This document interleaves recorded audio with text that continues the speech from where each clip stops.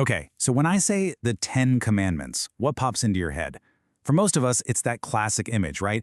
Two big stone tablets with a bunch of ancient thou shalt nots.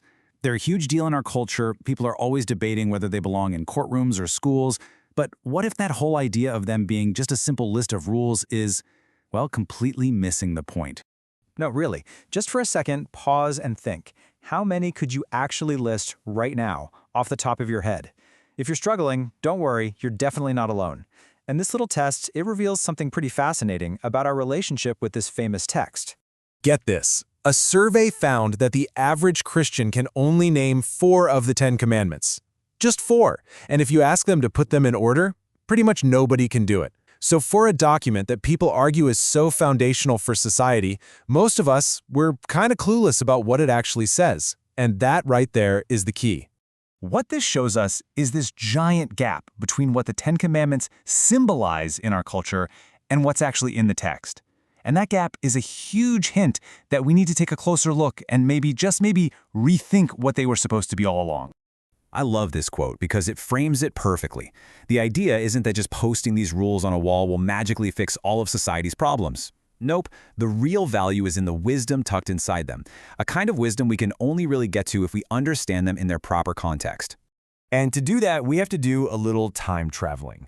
We need to kind of shed our modern 21st century ideas about what law even means and try to get into the mindset of the ancient Near East, because believe me, their idea of law was worlds away from ours.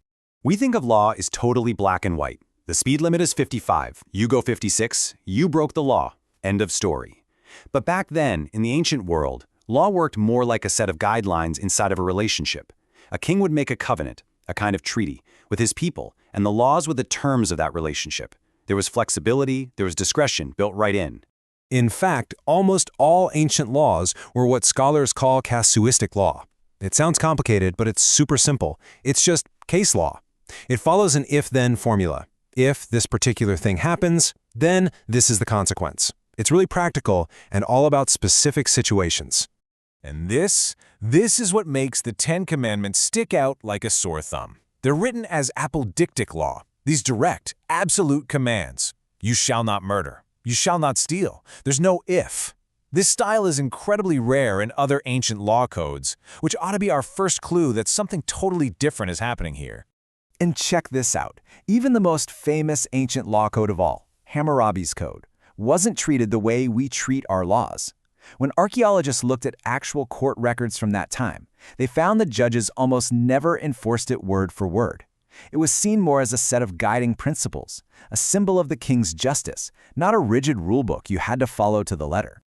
So, if ancient law was flexible, and the 10 Commandments are in this really weird format, then what are they? This question leads us to a whole new and I think much better way of looking at them. Because when you actually try to read the 10 Commandments like a legal code, you hit some major roadblocks. For one, there are no penalties. It says, you shall not murder. Okay, but what happens if you do? The text is silent. And then some commands are just flat out unenforceable. How could a court ever prove you coveted your neighbor's stuff? You can't police someone's thoughts. This is where we get this powerful shift in perspective. What if we stop thinking about them as external rules being forced on people and start seeing them as internal vows that people chose to adopt? You know, kind of like the vows you take when you get married? The more formal term for this is covenant stipulation. They're the fundamental promises, the responsibilities that the people of Israel were taking on as their side of the relationship with God. The burden of keeping them wasn't on some external police force. It was on the people themselves as a matter of personal commitment.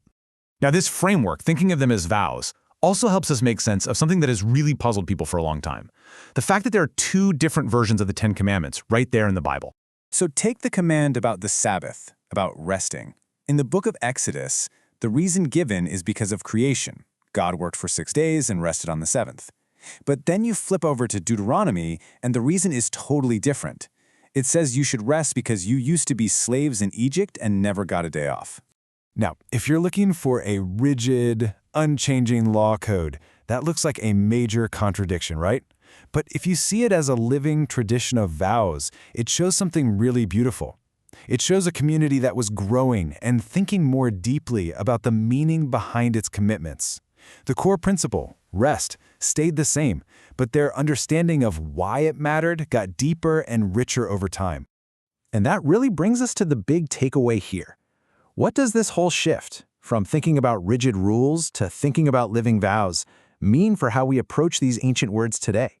Well, this idea of looking for the deeper principle is exactly what Jesus does in the Sermon on the Mount, isn't it? He's constantly pushing past the literal surface-level rule to get at the heart of the matter, the inner intention, the spirit behind the command. The Apostle Paul just nails it with this line. If you focus only on the letter of the law, the strict technical rules, it just leads to a dead end. But when you understand the spirit, the intention, the principle, the relational wisdom, that's what makes it come alive. So maybe that's the best question to end on. What if this ancient text was never meant to be a checklist of things to do and not do?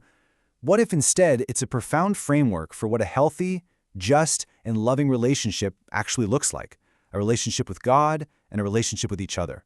Something not just to be obeyed, but to be lived into.